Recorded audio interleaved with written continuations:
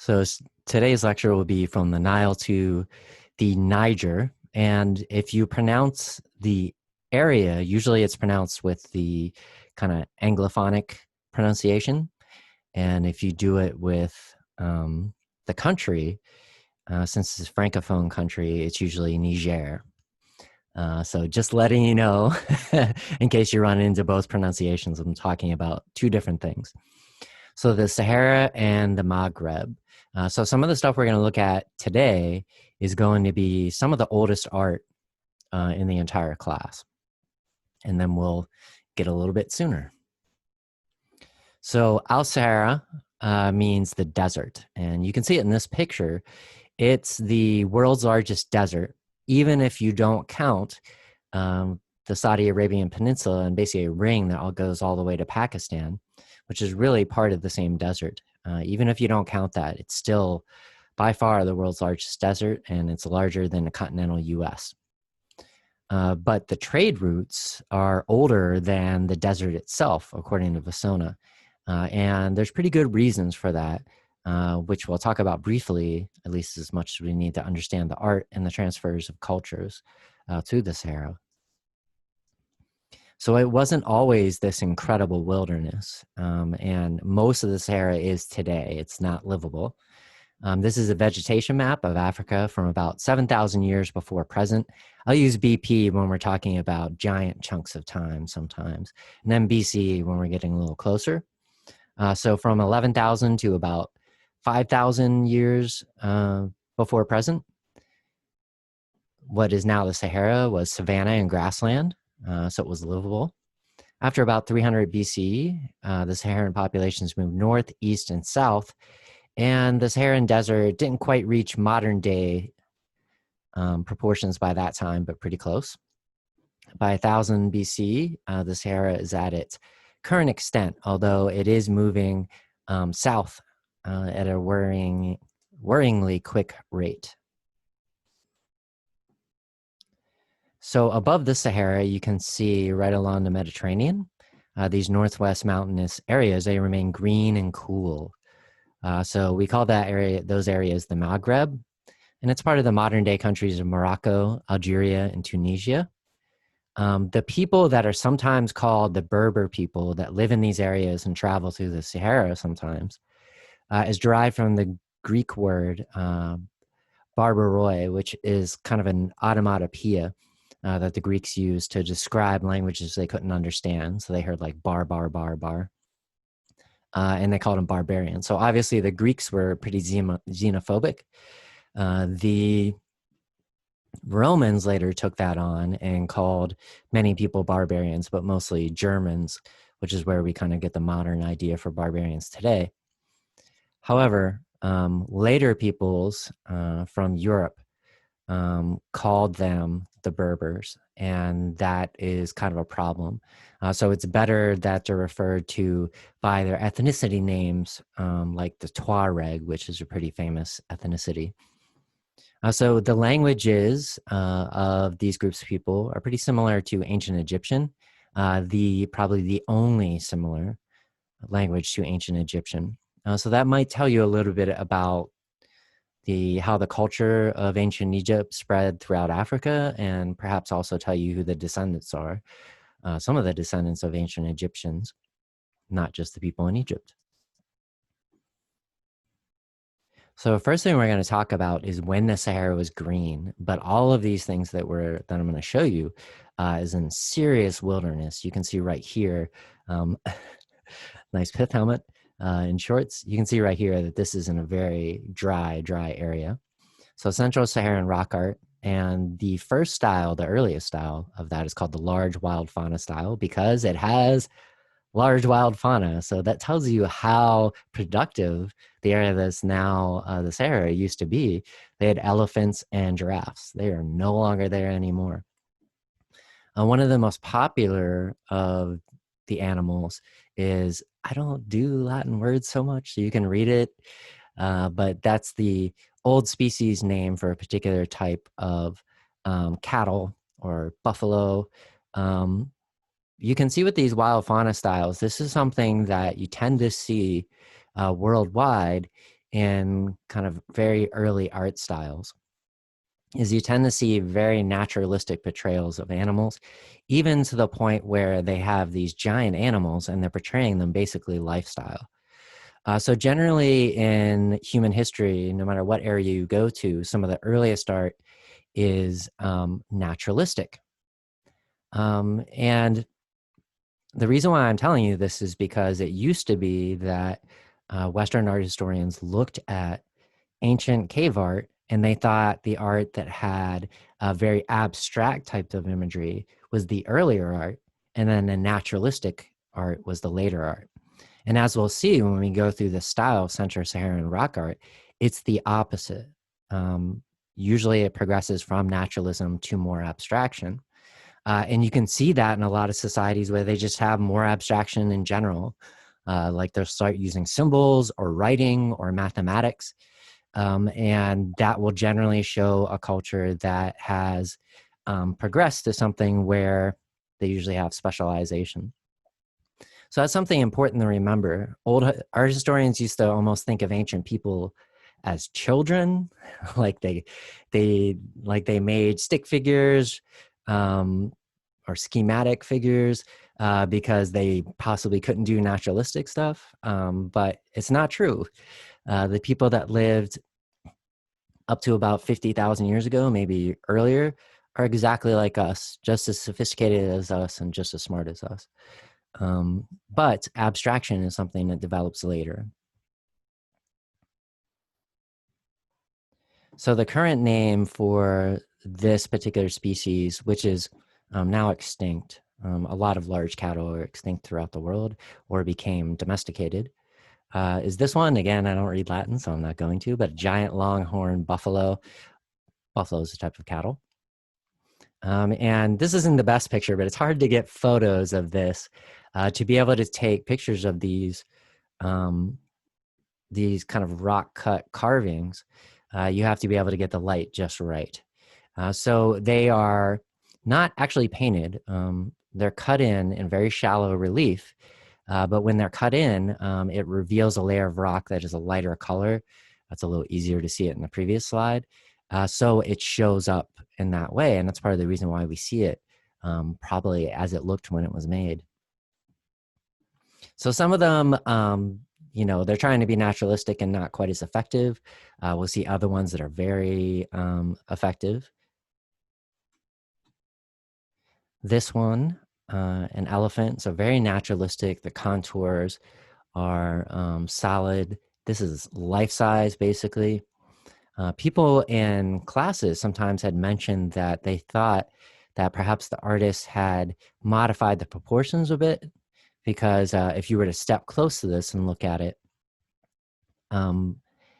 it would make the legs look too short.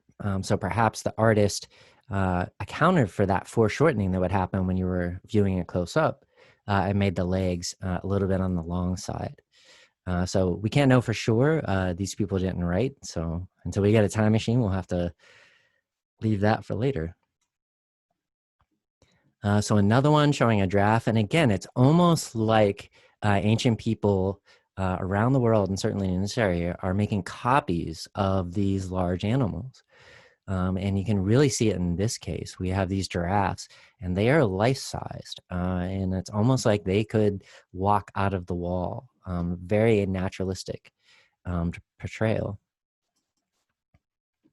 So as time goes along, we start to see things that are perhaps more symbolic, and that have perhaps what Vasona says, a supernatural dimension. With this one, we have good contour lines on a relatively naturalistic rhino.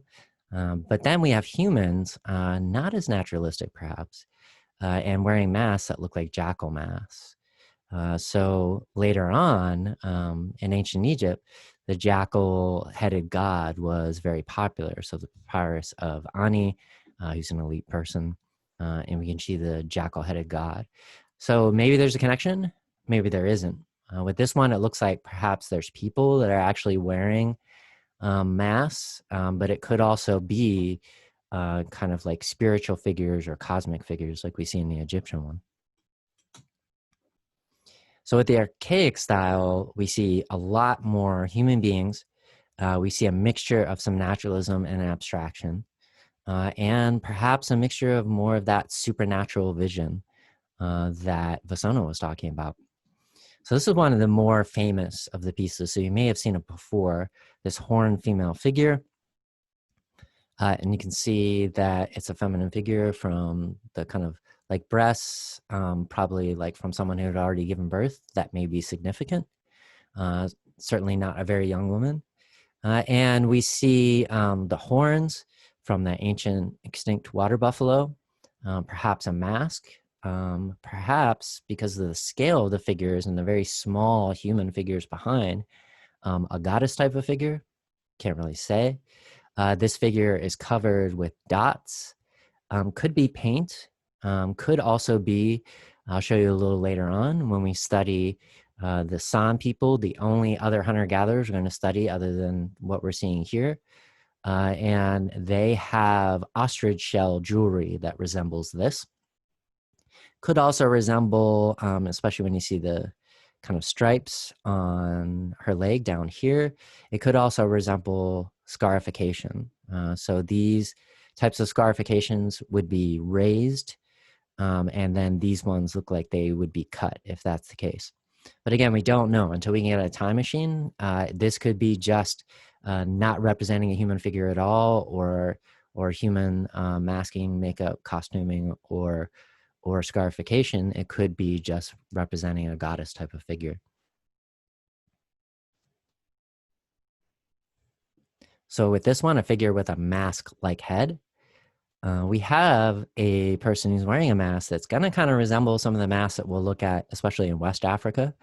And I think that's important because there's, a couple thousand kilometers of desert between this and the things that we're going to be looking at in West Africa.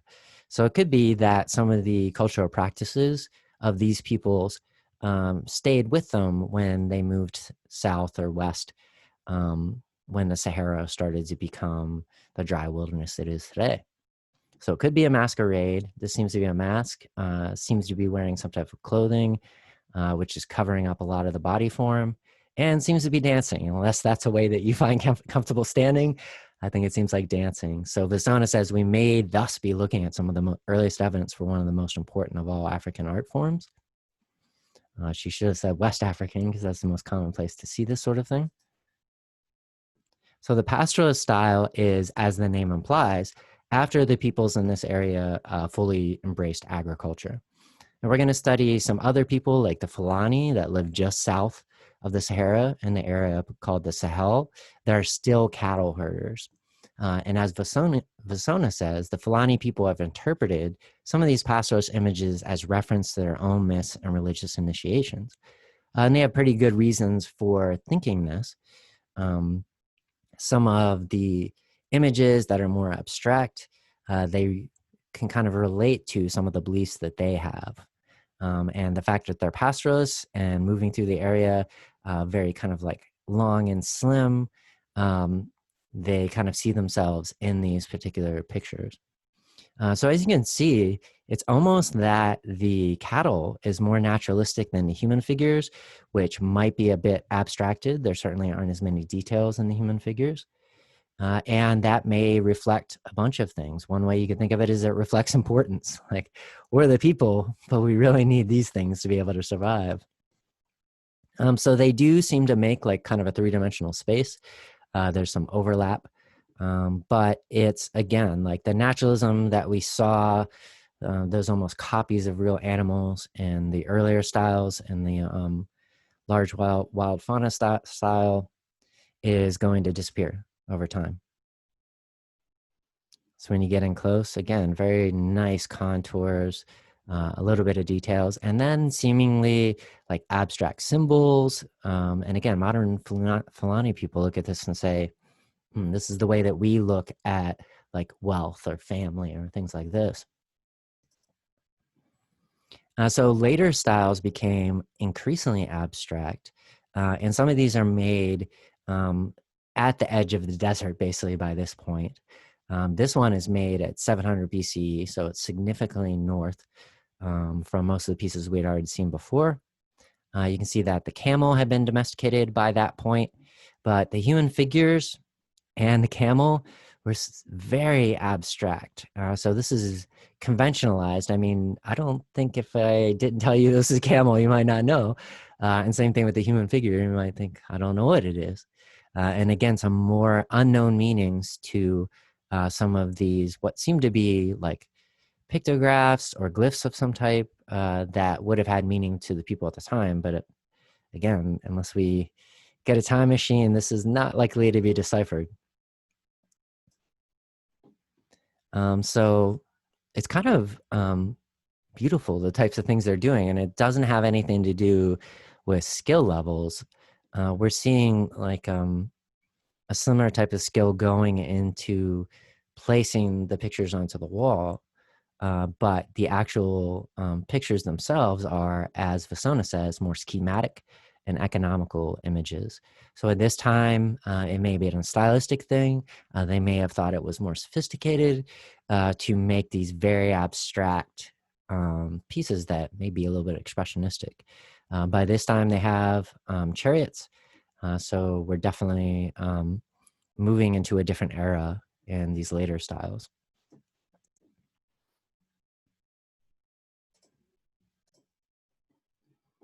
So from the Sahara and the Maghreb, we're going to move to somewhat less ancient styles. So in this class, I'm going to talk about the major Abrahamic religions. And the reason why is because I think this is a good stepping stone to some of the religions that we're going to look at later on, which are probably going to be very far outside of the experience of most of the people in the class. Whereas Islam, which we're going to talk about today, and Christianity, and we're going to talk about the next one, many of you may have had closer exposures to those types of religions. And hopefully it'll lessen the big steps, because when you get to West Africa, the religions are going to be very, very different.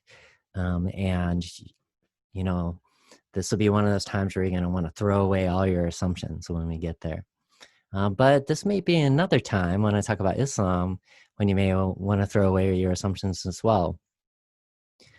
So Islam literally means surrender. And when they say that, they mean surrender to God. Submit is another way that it is translated. And Muslims believe that all of the figures of the Jewish Bible and the Christian Bible were Islamic, meaning they submitted to God.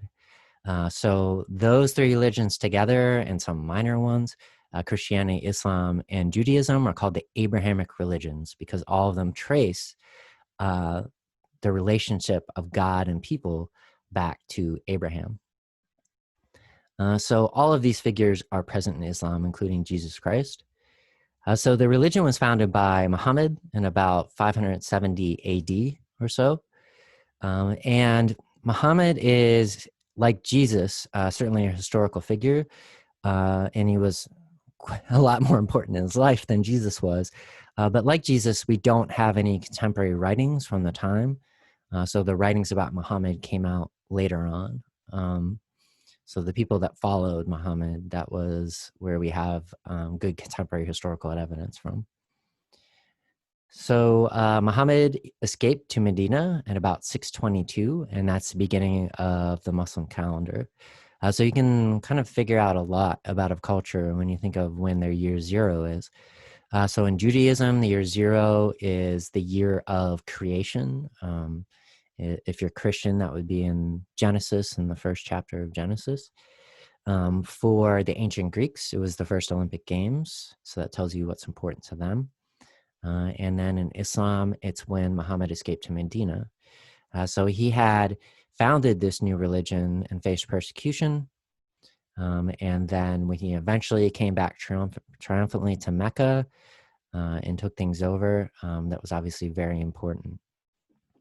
So within a century, this new religion had spread from Afghanistan to Spain. The people that followed Muhammad were caliphs, Muslim rulers, and eventually, and this isn't super important for this class, they split off into two main groups that today are called Sunni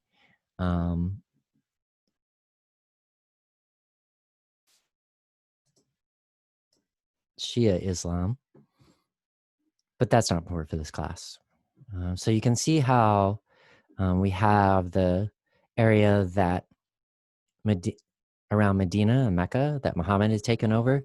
So another difference between Muhammad and Jesus is that Jesus was just some homeless guy that was executed, and Muhammad had an army, so that made things a little bit more useful and will become relevant when we look later on at Christianity. So you can see it spread all the way through the area that we're looking at to Spain, and the styles that develop and where we're going to look at, specifically Kairouan in modern day Tunisia, become popular throughout the area that we're looking at, especially in the West and in Spain. But some of the things we're going to look at are going to be popular throughout the Islamic world as well.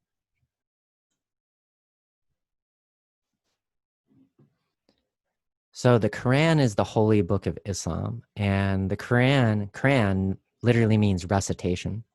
So this is kind of an important difference between Christianity, Judaism, and Islam. And Christianity and Judaism, who Islamic people call the people of the book, so recognizing the relationship with Scripture, but the relationship is different than it is in Islam. Most Christians and Jews believe that the Bible is written by people but inspired by God. Obviously, some modern day evangelicals in the United States believe it's actually the Word of God. Whereas with the Quran, recitation refers to the exact words of God dictated by the angel Gabriel to Muhammad in Arabic poetry. So it means recitation. According to Muslim tradition, Muhammad is illiterate. And that's important because it would show the miracle of the Quran. But because he's illiterate, he can't write anything down, so he had to memorize everything. So God decided to tell the angel Gabriel to do it in Arabic poetry so he'd be able to remember everything. And it's still kind of a tradition today for some Islamic aesthetics, especially people who are very, very religious, to try to memorize the entire Quran. It's no joke. But over time, and it'll become relevant when we look at the manuscripts in a moment, it was written down towards the end of Muhammad's life, and the Islamic language developed for that purpose. So they believe it's the exact word of God, and they believe, and rightly so, that Christian and Jewish texts were edited through time, and we have lots of evidence to show that. Whereas the earliest versions of the Quran that exist are exactly the same as the one that would be read today in Arabic. You can read it in other languages, but because it's poetry, it's believed that reading in Arabic is closer to the meaning. So as a result, Arabic becomes the lingua franca throughout the Islamic world. And many people will learn Arabic for that reason. But also, unlike the Christian world, but more like Judaism, people are expected to be literate. So just a couple hundred years after Islam had spread throughout much of the world, those areas became the most literate areas that had ever existed in the history of the world. So in the first surah, which is a chapter of the Quran, are the 5 pillars of faith. And this is less like the 10 Commandments and more just like the basics, even more basic than the 10 Commandments. So first one is the affirmation that there is no God but Allah and that Muhammad is his messenger. And if you've ever heard the call to prayer, and you probably have, even if you're not Islamic, because they'll often play it in the background when they have news stories that are set in Islamic countries. Those are the first words. There is no God but Allah.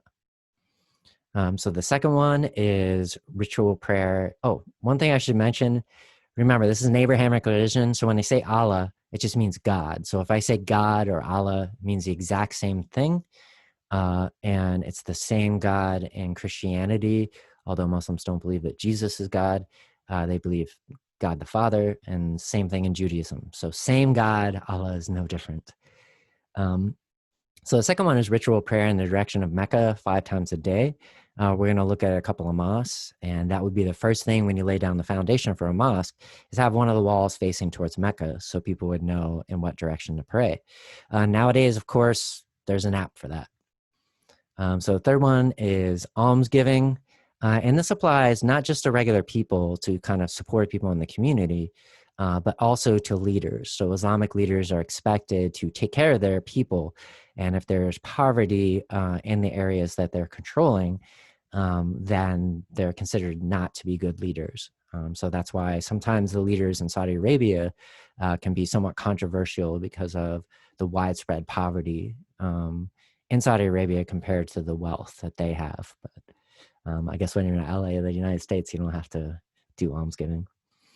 So fasting during the holy month of Ramadan.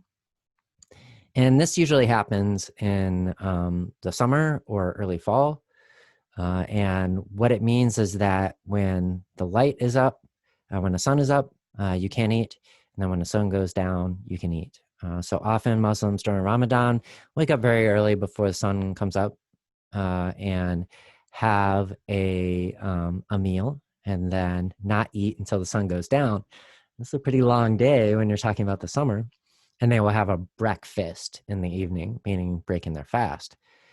And then the fifth one is the Hajj, which is an annual pilgrimage to Mecca that every Muslim hopes to take once.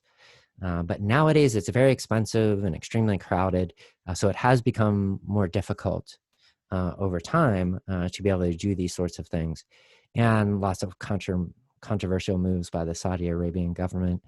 And the expense in getting a place to stay has made it very difficult for people, despite the easier ability to travel nowadays. So these are very important because they affect the art and how it is created. In the art we're going to look at, it's all going to be Sunni, and there are no images.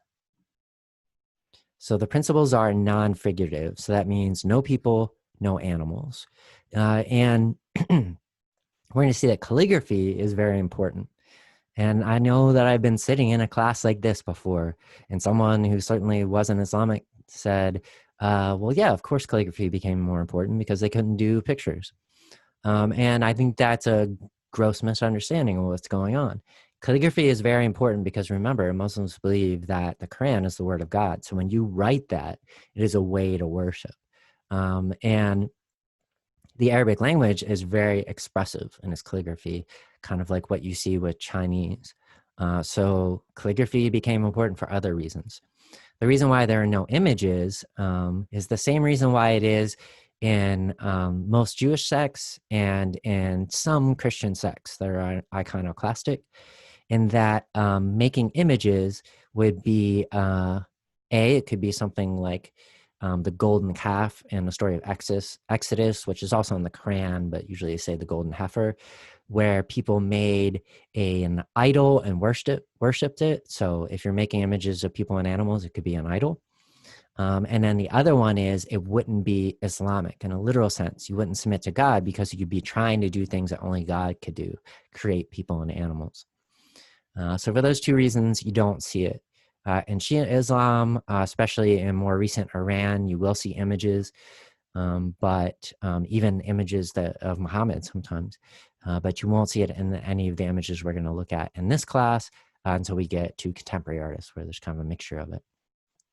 So decorative design is very important. That's coming from a bunch of things. The Islamic world, from the beginning of Islam until about 1000, was very kind of the center of scientific thought in the Western and Middle Eastern world and Africa as well. So as a result, they kind of took an idea that you see sometimes in Christianity and in ancient Greeks of thinking of as God or creator as this grand engineer, and science as a way to understand a little bit of God's creation. So for Muslims, God is imponderable, incomprehensible, beyond all humans. That's why he had to use Gabriel to be able to talk to humans. He's too powerful for humans to understand. But by making complex decorative designs, which are often mathematical or geometric, you can get a little bit closer. You can dazzle the mind to encourage the contemplation of Allah. So heavy, dense decoration is coming out of those ideas.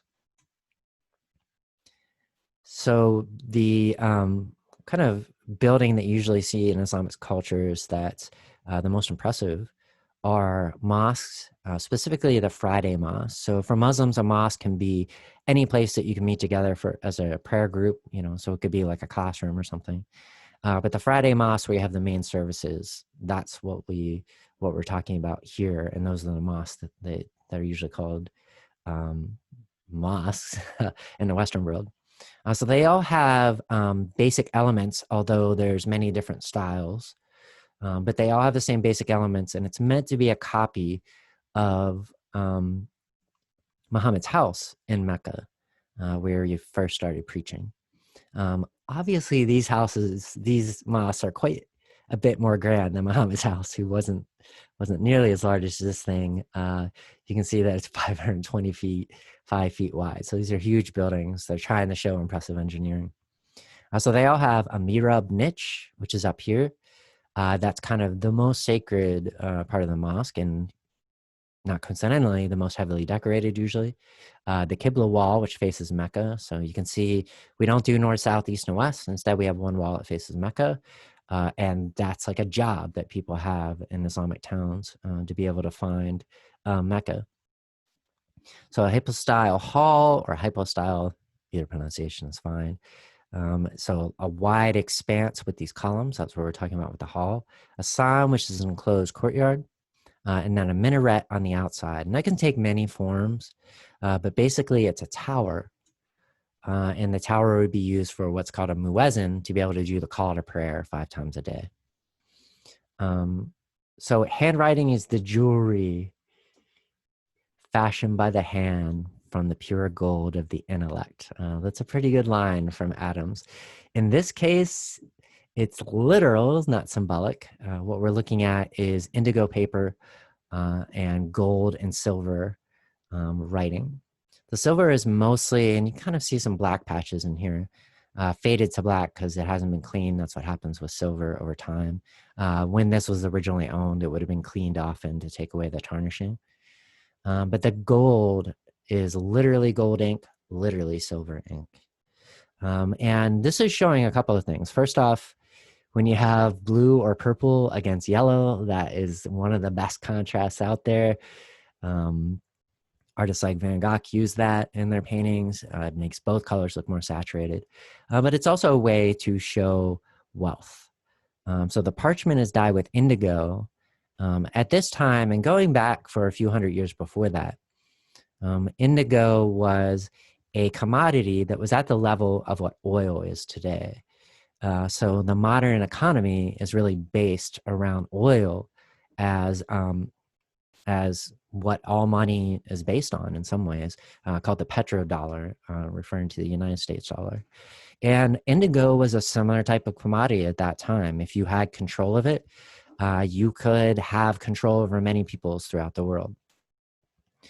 So by making this crayon with indigo dye, it's showing that control and that wealth. And then gold, also the same sort of thing. It lasts a long time. It's good from a formal aspect, but again, it's showing wealth. So this is a fancy crayon. Like regular people, if they had a crayon, they wouldn't have the whole thing at once, but it wouldn't look like this and be written in less fancy script. Kufic script was the original script written to write the Quran. By this point, they have what are called diacritical marks, which are mostly hard to see in here because they were silver, that refer to vowels. But the original Kufic script didn't have any vowels, and they changed that after a few decades. And this is, some of it's mostly readable to people that read modern Arabic, especially with the diacritical marks. But some of the styles of script in Islamic calligraphy is pretty difficult for people to read unless you've been trained in it. So the Quran must be written in Arabic. That must be, again, to be most understood, it has to be written in Arabic. You can obviously get translations nowadays, and it's been translated into practically every language in the world. Islam is an evangelical religion like Christianity, so people are encouraged to spread it. but it's best understood because it's poetry in the original Arabic. And this style became known as the Mutazila school. And this particular crayon, which has these parchment folios, was taken apart by the leaders in Kairouan and distributed throughout the world kind of as diplomatic gifts. And then those parts were distributed again. So there isn't really a place that you can see this one. You can see it's in a Harvard University art museums, this entire thing. But early on, during this period, it was distributed throughout the world and had a huge influence on these kind of elite manuscripts. There's always good examples at the DIA. They're changing them out with colored pages and sometimes gold and silver ink. So very influential style. Sorry about that. So this is the Great Mosque. So in towns that have are like kind of important towns that have a really big mosque, they'll call the biggest Friday mosque the Great Mosque. And this one is in a style that was popular in the Umayyad dynasty, which is the one that spread throughout North Africa to Spain, and originally built this particular mosque. If you're thinking of the mosques that have onion head domes, that's a different style that developed later on. So this is in Kairouan. Kairouan's sometimes spelled different ways. I'm using the Q spelling here. All the parts are here. The sign courtyard right in the middle. You can get an idea of the scale.